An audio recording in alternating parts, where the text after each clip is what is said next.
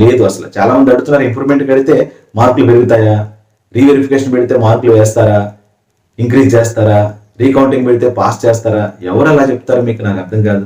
ఎక్కడెక్కడో వీడియోలు చూస్తారు. ఎవరెవరు అసలు కనీసం టీచింగ్ మీద అవగాహన లేని వాళ్ళు, బోర్డు మీదకి వచ్చి రాయని వాళ్ళు కూడా ఇష్టం వచ్చినట్టు మాట్లాడేస్తూ ఉంటారు అనమాట యూట్యూబ్ ఛానల్స్లో. సో ఇది అందరికీ సజెస్టబుల్ కాదు. ఎవరైతే జేఈ మెయిన్స్లో 98-99% లేదా సీట్ వచ్చేటువంటి పర్సంటేజ్ తెచ్చుకున్నారో, విత్ ర్యాంక్స్ వచ్చున్నాయో, వాళ్ళు ఇలాంటి నిర్ణయం అయితే తీసుకోండి. ఫస్ట్ ఇయర్ సబ్జెక్టులు కూడా రాసుకోవచ్చు అంటే ఎస్, అఫ్ కోర్స్ రాసుకోవచ్చు. రాయండి, మీకు ఓపిక ఉంటే రాయండి. There is no provision for the revaluation in intermediate board in both AP and Telangana. Revaluation provision అసలు లేదు. ఈ విషయాన్ని ఎవరు చెప్పట్లా మీకు. ఇన్ కేస్ 1 మార్కు 2 మార్కులు వేయొచ్చు అనుకుంటే మాత్రం వేస్తారు. మోస్ట్ ఆఫ్ ది కేసెస్ లో మార్కులు యాడ్ చేయరు. ఫస్ట్ దిద్దిన ఎగ్జామినర్ ఈస్ ద ఫైనల్. ఓకేనా? అండ్ సెకండ్ ఏం చేస్తారు, మీ ఆన్సర్ స్క్రిప్ట్ లో ఏమన్నా ఆన్సర్స్ అసలు కరెక్షన్ చేయకుండా వదిలేశారేమో చూస్తారు. పేపర్లో కొన్ని వదిలేశారేమో కరెక్షన్ చేయకుండా చూస్తారు. ఒకవేళ వదిలేసి ఉంటే వాటిని మాత్రం కరెక్షన్ చేసి మార్కులు వేస్తారు. అలాంటి సిచ్యువేషన్ మీ పేపర్లో జరుగుతుందా అనేది మీరు రీకౌంటింగ్, రీవెరిఫికేషన్ వెళ్ళే వాళ్ళు దృష్టిలో పెట్టుకోవాలి. హలో హాయ్ స్టూడెంట్స్, అందరికీ గుడ్ మార్నింగ్. తెలంగాణ రాష్ట్రంలో ఇంటర్మీడియట్ రిజల్ట్స్ అనౌన్స్ అయిపోయినాయి. అండ్ చాలా మంది స్టూడెంట్స్ సెకండ్ ఇయర్ వాళ్ళకి వాళ్ళు కావాల్సినటువంటి aggregate percentage of marks gain చేయలేకపోయారు. అండ్ ఇలాంటి వాళ్ళకి సంబంధించి సెకండ్ ఇయర్ ఇంప్రూవ్మెంట్ ప్రొవిజన్ అయితే ఏర్పాటు చేయడం జరిగింది. సో ఇంప్రూవ్మెంట్ రాసే వాళ్ళకి కొన్ని కండిషన్స్ అయితే ఉన్నాయి, చాలా జాగ్రత్తగా ఉండండి. ఈ కండిషన్స్ తెలియకుండా మీరు క్యాన్సిల్ చేసుకొని ఎగ్జామ్ రాసినట్లయితే మళ్ళీ నష్టపోయేదానికి ఛాన్సెస్ ఉన్నాయి అనమాట. కాబట్టి ఖచ్చితంగా ఈ వీడియోకి స్కిప్ చేయకుండా చూడండి. ఎవరైతే మీ ఫ్రెండ్స్ ఇంప్రూవ్మెంట్ రాయాలనుకుంటున్నారో వాళ్ళకు కూడా షేర్ చేయండి. ఓకేనా? సో వాళ్ళకి యూస్ అవుతుంది. టైం దగ్గర పడింది కాబట్టి, టైం లేదు వాళ్ళకి ఈ విషయం తెలియకపోతే ఖచ్చితంగా లాస్ అయ్యేదానికి ఛాన్స్ ఉంటుంది. ఖచ్చితంగా ఈ వీడియోకి లైక్ చేయండి, మీ ఫ్రెండ్స్కి కూడా షేర్ చేయండి. కొత్త వాళ్ళైతే ఛానల్ని సబ్స్క్రైబ్ చేసుకోండి. రైట్, ఇక విషయంలోకి వచ్చినట్లయితే సెకండ్ ఇయర్ స్టూడెంట్స్ ఎవరైతే పాస్ అయ్యారో తక్కువ మార్కులతో పాస్ అవుతారు. ఫర్ ఎగ్జాంపుల్ మీకు సెకండ్ ఇయర్ మొత్తం కలిపి మనం ఒకసారి క్యాలిక్యులేట్ చేద్దాము. సెకండ్ ఇయర్లో మీకు ఉన్నటువంటి మార్కుల ప్రకారం అన్ని యాజ్ యూజువల్గా ఫస్ట్ ఇయర్ ఫర్ ఎగ్జాంపుల్ ఇప్పుడు సెకండ్ ఇయర్ అయిపోయిన స్టూడెంట్స్ ఫస్ట్ ఇయర్లో ఎన్ని మార్కులు వచ్చాయి మీకు? ఫస్ట్ ఇయర్ మార్కులు వెళ్తాం ఒకసారి. ఫస్ట్ ఇయర్లో మీకు 400 మార్క్స్ వచ్చాయి అనుకుందాం. 400/470 అంటే ఒక ఎంపీసీ స్టూడెంట్కి సంబంధించి నేను మీకు ఎక్స్ప్లెయిన్ చేస్తున్నాను. ఎంపీసీ స్టూడెంట్స్ ఎంత వచ్చినాయి? 400/470 మార్క్స్ వచ్చాయి ఫస్ట్ ఇయర్లో. అండ్ సెకండ్ ఇయర్కి వచ్చేసరికి సెకండ్ ఇయర్లో అతనికి వచ్చినటువంటి మార్కులు ఎంత అంటే ఇక్కడ కూడా 350 వచ్చాయి అనుకుందాం. 350 ఎన్ని మార్కులకి? 530 మార్క్స్కి, ఇంక్లూడింగ్ ప్రాక్టికల్స్ కదా 530 వచ్చినాయి. ఇక్కడ రెండు కలిపితే ఇతనికి ఎంత అయినాయి? ఈ 400+350 750/1000 అయింది. 750/1000 వచ్చాయి. ఇప్పుడు టోటల్ గా 750 మార్క్స్ వచ్చాయి. ఇతనికి ఇంకా ఏదైనా కాంపిటేటివ్ ఎగ్జామ్స్ కి సంబంధించి కొన్ని క్యాలిక్యులేషన్స్ చూస్తే జేఈకి సంబంధించి 75% క్రైటీరియా ఉండాలి ఓన్లీ ఇన్ సెకండ్ ఇయర్. ఈ క్రైటీరియా కోసం అతనికి 75% రావాలంటే సెకండ్ ఇయర్ లో ఎన్ని మార్కులు రావాలి? 398 మార్క్స్ రావాలి. ఓన్లీ సెకండ్ ఇయర్ లో ఎన్ని రావాలంటే 398 మార్క్స్ రావాలి. కానీ సెకండ్ ఇయర్ లో ఎన్ని వచ్చినాయి అతనికి? కేవలం 350 మార్క్స్ వచ్చినాయి. ఇప్పుడు ఏం చేయాలి? అతను సెకండ్ ఇయర్ లో మార్కులు పెంచుకోవాలి. ఫస్ట్ ఇయర్ తో పని లేదు అతనికి. ఫస్ట్ ఇయర్ ఒకళ్ళు బాగా రాయగలను అనుకున్నా సరే ఫస్ట్ ఇయర్ లో మార్కులు పెంచుకున్నా కానీ మీకు ఉపయోగం లేదు. సెకండ్ ఇయర్ లో మాత్రమే జోసా కౌన్సిలింగ్ లో పార్టిసిపేట్ చేయడం కోసం సెకండ్ ఇయర్ లో వచ్చినటువంటి మార్కుల్లోంచే 75% క్రైటీరియా చెక్ చేయడం జరుగుతుంది. కొన్ని కేటగిరీస్ వాళ్ళకి 65% అంటే 345 మార్క్స్ రావాలి. ఇదెవరు? ఇక్కడేమో ఎస్సీ, ఎస్టీ, పీడబ్ల్యూడి ఉంటారు. ఇక్కడేమో ఓబీసీ, ఓపెన్ అండ్ ఈడబ్ల్యూఎస్ ఉంటారు. ఈ 3 కేటగిరీలు. సో ఇక్కడ 65, ఇది 75%, ఇదేమో 65%. మరి ఈ మార్కులు రాని వాళ్ళేమో ఓన్లీ సెకండ్ ఇయర్ లో ఈ మార్కులు రాకపోతేనేమో వాళ్ళు ఇంప్రూవ్మెంట్ కట్టొచ్చు. అండ్ ఈ కేటగిరీకి సంబంధించిన వాళ్ళు ఓబీసీ, ఓపెన్, ఈడబ్ల్యూఎస్ వాళ్ళు 398 మార్క్స్ రాకపోతేనేమో ఇంప్రూవ్మెంట్ కట్టుకోవచ్చు. ఈ ఇంప్రూవ్మెంట్ కట్టేటువంటి సిచ్యువేషన్ లోని కొన్ని కండిషన్స్ అప్లై అవుతాయి అన్నమాట. ఎలాంటి కండిషన్స్ అప్లై అవుతాయి అనేది ఈ వీడియో యొక్క ఇంపార్టెన్స్. సో చూద్దాం ఒకసారి ఎలాంటి కండిషన్స్ అప్లై అవుతాయి అంటే, ఫర్ సపోజ్ మీరు సెకండ్ ఇయర్ ఇంప్రూవ్మెంట్ కట్టారు. సెకండ్ ఇయర్ ఇంప్రూవ్మెంట్ ఇప్పుడు కాలేజీలోనే కట్టించుకుంటారు. నేను మొన్నటి వరకు లైవ్ లో ఏం చెప్పాను, ఆ ప్రొవిజన్ లేకపోతే వెంటనే ఆర్ఐఓని కలవండి లేదా బోర్డ్ ఆఫ్ ఇంటర్మీడియట్ దగ్గరికి వెళ్ళండి, మీకు ఆ ప్రొవిజన్ అయితే ఇస్తారు అని చెప్పేసి అన్నాను కదా. సో ఇప్పుడు అలాంటిది ఏం లేదు, మీరు డైరెక్ట్ గా కాలేజ్కి వెళ్ళండి, కాలేజ్లోనే సెకండ్ ఇయర్ ఇంప్రూవ్మెంట్ కట్టించుకుంటారు. బట్ మీకు కండిషన్ తెలిస్తేనే మీరు దాన్ని బట్టి వెళ్ళండి. సో సెకండ్ ఇయర్ ఇంప్రూవ్మెంట్ ఎలా కట్టాలి, ఇక మీకు కాలేజ్ నుంచే ఫీజు కట్టాలి, మీరు ఆన్లైన్లో కట్టడానికి లేదు. ఫ్రమ్ కాలేజ్ నుండి మాత్రమే ఫీజు కట్టాలి. 1410 1410 రూపీస్ అవుతుంది అనమాట కాస్ట్. 1410 రూపాయలు కడితే మీరు సెకండ్ ఇయర్ ఇంప్రూవ్మెంట్ కట్టొచ్చు. మరి సెకండ్ ఇయర్ ఇంప్రూవ్మెంట్ కట్టేటప్పుడు ఏం చేయాలి, సెకండ్ ఇయర్ ఇంప్రూవ్మెంట్ కి ఆల్ సబ్జెక్ట్స్ కట్టాలి. రెండు కండిషన్స్ ఉంటాయి. ఫస్ట్ కండిషన్ ఏంటంటే కండిషన్ 1. ఈ కండిషన్ 1 ఏంటి, సెకండ్ ఇయర్ కి సంబంధించి second year all subjects including practicals అన్నమాట. ప్రాక్టికల్స్ తో పాటుగా సెకండ్ ఇయర్ ఆల్ సబ్జెక్ట్స్ మీరు కట్టాల్సి ఉంటుంది. ప్రాక్టికల్స్ లేకుండా థియరీ ఒక్కటే రాయడానికి అవ్వదు. చాలా మందికి సార్ ప్రాక్టికల్స్ కూడా రాయాలా, ప్రాక్టికల్స్ వద్దన్నారు మన కాలేజీలో, లేకుంటే 2 సబ్జెక్టులు రాసుకోవచ్చు అంట కదా, ఒక సబ్జెక్ట్ రాసుకోవచ్చు అంట కదా, ఒకసారి ఒక యూట్యూబ్ ఛానల్లో చెప్పారు, మీరు ఇలా చెప్తున్నారు ఏంటని చెప్పి నేను రిప్లై ఇచ్చేంత వరకు టెలిగ్రామ్ ఛానల్లో నా నంబర్కి దాదాపు ఒక 50, 60, 70 మెసేజ్లు కూడా వచ్చిన రోజులు ఉంటున్నాయి. క్లియర్ గా చూడండి, ఇది నేను గవర్నమెంట్ సర్క్యులర్, గవర్నమెంట్ జీవోని బేస్ చేసుకొని చెప్తున్నది. దీనికి సంబంధించిన ప్రూఫ్ కూడా నేను ఇక్కడ డిస్ప్లే చేస్తాను, ఒకసారి చూడండి. అర్థమైందా? ఏం చేయాలి ఫస్ట్ కేసులో, రెండు కండిషన్లు. ఫస్ట్ కండిషన్ ఏంటంటే second year all subjects including practicals మీరు ఇంప్రూవ్మెంట్ కట్టుకోవచ్చు. దానికంతా 1410 రూపాయలు. రైట్. ఇంకొక అవకాశం ఉంది, ఇంకొక ఛాన్స్ ఏంటి, రెండోది first year plus second year all theory. Sir నేను ఫస్ట్ ఇయర్ లో కూడా నాకు మార్కులు తక్కువ వచ్చాయి, ఫస్ట్ ఇయర్ సబ్జెక్ట్ కూడా రాస్తాను అనుకుంటే first year plus second year all theory plus practicals, ఇక్కడ కూడా ప్రాక్టికల్స్ వదిలేదానికి లేదు, కూడా ఇంప్రూవ్మెంట్ కట్టుకోవాలి. సో ఇది ఒకటి. ఈ 2 ఛాన్సెస్ ఉన్నాయి. ఫస్ట్ ఛాన్స్ ఏంటి చూసారు కదా, ఫస్ట్ ఛాన్స్ ఏంటంటే only second year all subjects plus practicals, theory come practicals. ఇక్కడ ఏంటి రెండో ఛాన్స్ ఏంటి, first year second year all subjects theory రాసుకోవాలి అండ్ ప్రాక్టికల్స్ రాయాలి. ఓకేనా?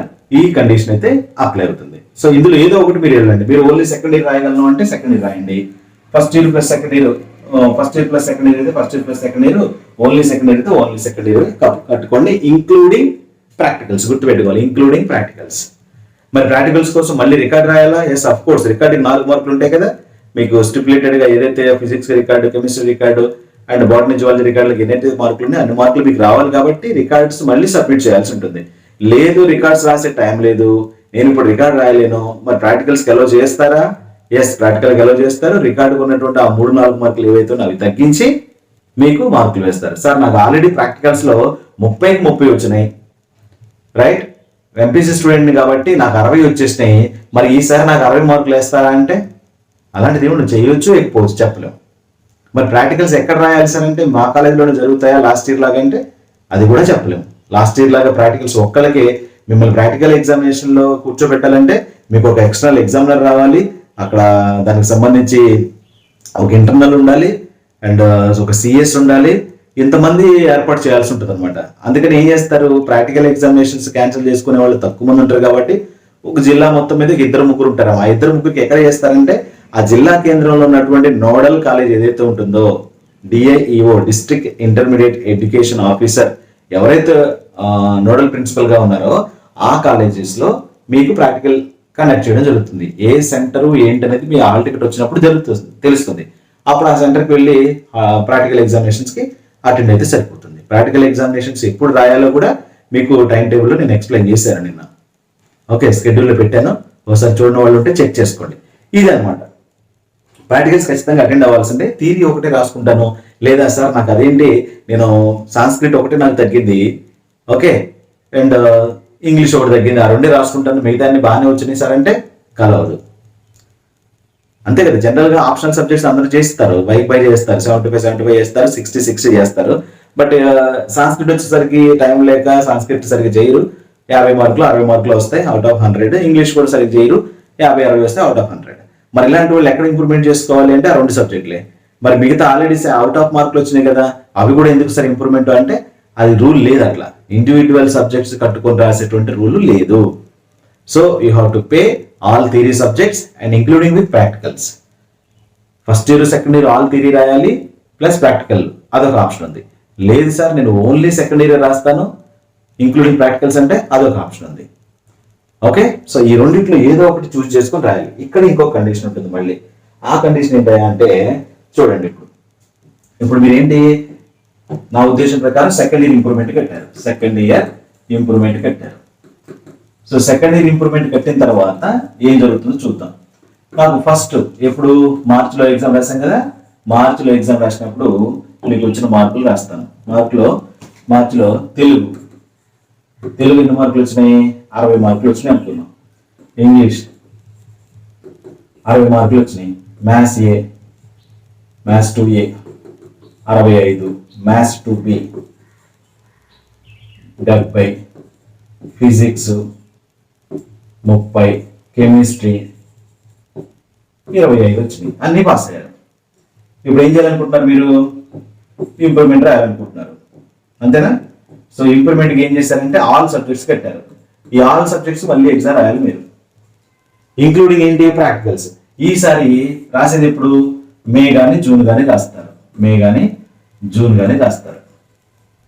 ఇప్పుడు చూద్దాం మీకు వస్తున్నటువంటి మార్కులు చూద్దాం. తెలుగులో ఈసారి ఎగ్జామ్ రాసినప్పుడు తెలుగులో మీకు 80 మార్కులు వచ్చినాయి. ఇంప్రూవ్మెంట్ రాస్తే. ఇంగ్లీష్లో 65 వచ్చినాయి. మ్యాథ్స్ 2Aలో 60 మార్కులు వచ్చినాయి. మ్యాథ్స్ 2Bలో 65 మార్కులు వచ్చినాయి. ఓకేనా? ఫిజిక్స్లో 45 మార్క్స్ వచ్చినాయి. కెమిస్ట్రీలో 50 మార్క్స్ వచ్చినాయి. ఇది ఓకే. సో ఇక్కడ ఏంటంటే మీరు ఈ టోటల్ అన్ని చెక్ చేస్తాం, ఈ టోటల్ అన్ని చెక్ చేస్తారు. ఈ టోటల్ ఎలాగో మీకు తెలిసి టోటల్ పెంచుకోవడానికి చేశారు. ఈ టోటల్ అన్ని చెక్ చేసుకున్నాం. ఈ టోటల్ చెక్ చేసుకుంటే మీకు ఇక్కడ 15 అండ్ 6, 10, 16, 22, 28, 36, 365 మార్క్స్ వచ్చినాయి టోటల్. ఓకే, ఇక్కడ మీకు కండిషన్ ఉంటుంది. ఇక్కడ వచ్చినటువంటి టోటల్ మార్క్స్ అయినా ఈ టోటల్ 1 ఉంది కదా ఫస్ట్, ఇది టోటల్ 2. మీకు ఇక్కడ ఒక ఆప్షన్ టోటల్ 1 కానీ టోటల్ 2 కానీ ఉంచుకునేటువంటి ఆప్షన్ ఒకటి ఉంటుంది. అంటే రెమిటెన్స్ అనమాట. మీరు ఏ టోటల్ అయినా సరే ఏదో ఒకటి మాత్రమే ఉంచుకోవచ్చు. సార్ నేను ఫస్ట్ మార్చిలో రాసినప్పుడు టోటల్ అనేది 345 మార్క్స్ అండ్ అనుకుందాం 345. ఇప్పుడు నాకు 365 వచ్చినాయి. నాకు 345 మార్క్సే కావాలి, 365 వద్దు అని ఆప్షన్ ఉండొచ్చు. అదేంటి సార్ ఎక్కువ మార్కులు వచ్చినాయి ఉంచుకుంటాం కదా, తక్కువ మార్కులు వచ్చినాయి ఎందుకు కావాలి అనుకుంటే, ఎక్కడేంటంటే నీకు ఫస్ట్ రాసినప్పుడు మ్యాథ్స్ 2Bలో 70 వచ్చినాయి. సెకండ్ రాసినప్పుడు ఎన్ని వచ్చినాయి? 65 వచ్చినాయి. సార్ నాకు ఈ 70 మార్క్స్ ఇక్కడ గీసేయండి. ఓకే, అండ్ అలాగే మ్యాథ్స్ 2Aలో ఫస్ట్ 65 వచ్చినాయి, సెకండ్ రాస్తే 60 వచ్చినాయి. ఈ మ్యాథ్స్ 2A మార్కులు ఇక్కడ తీసిరండి, అప్పుడు నాకు టోటల్ ఇంక్రీజ్ అవుతుంది కదా అని చెప్పేసి అడగడానికి లేదు. ఏదర్ ఇక్కడ వచ్చినటువంటి టోటల్ మార్క్స్ అయినా ఉంచుకోవాలి, ఇక్కడ వచ్చిన టోటల్ మార్క్స్ అయినా ఉంచుకోవాలి. ఒకళ్ళు మార్కులు పెరగలేదు, ఈ టోటల్ మార్క్స్ అయినా ఉంచవచ్చు, ఈ టోటల్ మార్క్స్ అయినా ఉంచవచ్చు. మీరు అర్థమవుతుందా? సెకండ్ టైం వచ్చినటువంటి టోటల్ మార్క్స్ అయినా ఉంచుకోవాలి, లేదా ఫస్ట్ టైం వచ్చినటువంటి టోటల్ మార్క్స్ అయినా ఉంచుకునేటువంటి వెసులుబాటు ఉండింది. అంతేగాని నాకు ఫస్ట్ టైం 70 మార్క్స్ వచ్చే మ్యాథ్స్ 2Bలో, సెకండ్ టైం రాస్తే 60 మార్కులు వచ్చినాయి, ఫస్ట్ టైం మార్కులు నాకు కావాలి అని పెట్టుకోవడానికి లేదు. ఈసారి మీకు ఎన్ని మార్కులు వస్తే అన్నీ ఉంటాయని అర్థం. సో ఈ విధంగా రిమిటెన్స్ ఆఫ్ మార్క్స్ అనేది ఉంటుంది సెకండ్ ఇయర్ ఇంప్రూవ్మెంట్ కట్టేటువంటి స్టూడెంట్స్ కి. Second year pass out students improvement కట్టుకోవాలంటే either first year or second year subjects including with practicals కూడా చేయాల్సి ఉంటుంది. మీకు వచ్చినటువంటి మార్కుల్లో వచ్చిన గ్రాండ్ టోటల్లో ఫస్ట్ టైం 750 వస్తే ఈసారి 780 మార్క్స్ వస్తే మీరు 750 అయినా ఉంచుకోవచ్చు, 780 అయినా ఉంచుకోవచ్చు. ఇండివిజువల్ సబ్జెక్ట్ లో ఏది ఎక్కువ ఉంటే అది ఉంచుకుంటారో అనడానికి లేదు. అది నేను ఇవ్వబోయేటువంటి క్లారిటీ అనమాట. గ్రాండ్ టోటల్లో నుంచి మాత్రమే ఇప్పుడు నేను సెకండ్ టైము మేలో రాసేటువంటి మార్క్స్ లో నాకు 785 వచ్చినాయి అండ్ మార్చిలో రాసినప్పుడు 730 వచ్చినాయి. కానీ నాకు మార్చిలో రాసినప్పుడు ఫిజిక్స్ ఎక్కువ వచ్చినాయి, మ్యాథ్స్ ఎక్కువ వచ్చినాయి. ఇప్పుడు మాత్రం తగ్గినాయి సార్, లాంగ్వేజెస్ పెరిగినాయి. మరి నాకు ఆప్షనల్స్ ఇంపార్టెంట్ కదా, ఆప్షనల్ మార్కులు ఎక్కువ వచ్చిన మార్కులు నాకు కావాలి అంటే మొత్తం ఈ మార్కులన్నీ ఉంటాయి తప్ప కేవలం సబ్జెక్ట్ వైజ్ మార్కులు ఉంచరు. లేదు సార్ నాకు ఈ టోటల్ అవసరమే, ఇటువైపు ఇప్పుడు రాసిన మే నెలలో రాసిన మార్కులు నాకు ఈ టోటల్ ఇంపార్టెంట్ అంటే ఈ టోటల్ ఉంటుంది. ఇక్కడ ఉన్నటువంటి సబ్జెక్ట్ ఇండివిజువల్ మార్క్సే మీకు ఉంటాయి అన్నమాట. అర్థమైందా? సో ఈ క్లారిటీ అయితే తెలుసుకోండి. ఖచ్చితంగా మీరు ఇంప్రూవ్మెంట్ అయితే రాయాలనుకున్న స్టూడెంట్స్ రాయండి. ఆల్ థియరీ సబ్జెక్ట్స్ రాయాలి, ఇంక్లూడింగ్ ప్రాక్టికల్స్ కూడా చేయాలి. ఐదర్ బైపీసీ ఆర్ ఎంపీసీ ఎవరైనా సరే. ఫస్ట్ ఇయర్ సబ్జెక్టులు కూడా రాసుకోవచ్చు అంటే ఎస్ ఆఫ్ కోర్స్ రాసుకోవచ్చు. రాయండి, మీకు ఓపిక ఉంటే రాయండి. సో ఇది అందరికీ సజెస్టబుల్ కాదు. ఎవరైతే జేఈ మెయిన్స్ లో 98-99% లేదా సీట్ వచ్చేటువంటి పర్సంటేజ్ తెచ్చుకున్నారో, విత్ ర్యాంక్స్ వచ్చున్నాయో వాళ్ళు ఇలాంటి నిర్ణయం అయితే తీసుకోండి. అదర్వైజ్ మీకు పెద్దగా వర్కౌట్ అవ్వదు అండ్ మళ్ళీ డేంజర్ సిచ్యువేషన్లో పడేటువంటి ఛాన్సెస్ ఉన్నాయి. ఓకేనా? జేఈ మెయిన్లో పర్సంటేజ్ తెచ్చుకొని లేదా బిట్ సాట్లో మంచి ర్యాంక్ తెచ్చుకొని లేదా ఇంక విట్ ఎగ్జామ్ బాగా రాసి తక్కువ మార్కులు ఉండి ఇలాంటి వాళ్ళు ఎవరైనా ఉంటే మాత్రం ఖచ్చితంగా దీన్ని అవైల్ చేసుకోండి. అది కూడా మళ్ళీ ఫోకస్ పెట్టండి. మళ్ళీ మీరు ఎగ్జామ్ ఫీజు కట్టినంత మాత్రాన మార్కులు పెంచాలని లేదు. అసలు చాలా మంది అడుగుతున్నారు, ఇంప్రూవ్మెంట్ కడితే మార్కులు పెరుగుతాయా, రీవెరిఫికేషన్ పెడితే మార్కులు వేస్తారా, ఇంక్రీజ్ చేస్తారా, రీకౌంటింగ్ పెడితే పాస్ చేస్తారా? ఎవరు అలా చెప్తారు మీకు? నాకు అర్థం కాదు. ఎక్కడెక్కడో వీడియోలు చూస్తారు. ఎవరెవరో అసలు కనీసం టీచింగ్ మీద అవగాహన లేని వాళ్ళు, బోర్డు మీదకి వచ్చి రాయని వాళ్ళు కూడా ఇష్టం వచ్చినట్టు మాట్లాడేస్తూ ఉంటారు అనమాట యూట్యూబ్ ఛానల్స్లో. రీవెరిఫికేషన్ అంటే పేపర్ అంతా కరెక్షన్ చేస్తారు, మీకు మార్కులు వేస్తారు, మళ్ళీ పాస్ చేస్తారని చెప్తున్నాడు ఒకడు. అది ఎంత మిస్గైడింగ్! అలాంటిది అసలు జరగదు. రీవెరిఫికేషన్లో పేపర్ వాల్యుయేషన్ జరగదు. There is no provision for the revaluation in intermediate board in both AP and Telangana. Revaluation provision అసలు లేదు. ఈ విషయాన్ని ఎవరు చెప్పట్లా మీకు. రీవెరిఫికేషన్ ప్రొవిజన్ ఉంది. Reverification in the sense recounting జరుగుతుంది అంటే టోటల్స్ కౌంట్ చేస్తారు. అలాగే మీకు 0 మార్క్స్ అవార్డు చేసిన క్వశ్చన్లు ఏవైతే ఉన్నాయో అవి చెక్ చేస్తారు. 0 మార్క్స్ అవార్డు చేయడానికి గల రీజన్ చెక్ చేస్తారు. ఇన్ కేస్ 1 మార్కు 2 మార్కులు వేయొచ్చు అనుకుంటే మాత్రం వేస్తారు. మోస్ట్ ఆఫ్ ది కేసెస్ లో మార్కులు యాడ్ చేయరు. ఫస్ట్ దిద్దిన ఎగ్జామినర్ ఈస్ ద ఫైనల్. ఓకేనా?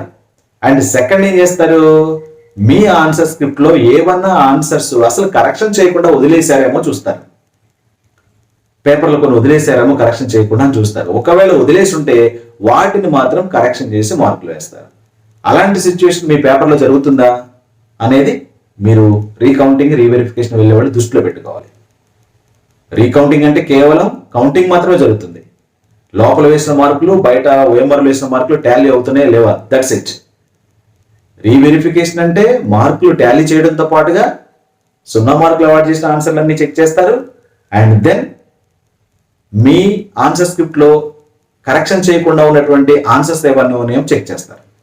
అలాంటి ఆన్సర్స్ ఉంటే ఒకసారి కరెక్షన్ చేస్తారు. అది రైట్ అయితే రైట్ మార్కులు వేస్తారు, రాంగ్ అయితే రాంగ్ మార్కులు వేస్తారు, 0 మార్క్స్ అవార్డు చేస్తారు. ఓకేనా? మీ ఆన్సర్ స్క్రిప్ట్ లో ప్రతి ప్రశ్నకు ఎన్నో కొన్ని మార్కులు, ఈవెన్ హాఫ్ మార్క్ అవార్డు చేసినా సరే దాన్ని కరెక్షన్ చేసేటువంటి రైట్ రీవెరిఫికేషన్ కు వెళ్ళినటువంటి ఎగ్జామినర్ కి ఛాన్సెస్ లేవు, రైట్స్ లేవు, ఆ ప్రొవిజన్ లేదు. రీవెరిఫికేషన్ కి వెళ్ళిన ఎక్స్పీరియన్స్ తో చెప్పడం జరుగుతుంది. మీకు అర్థమవుతుందా?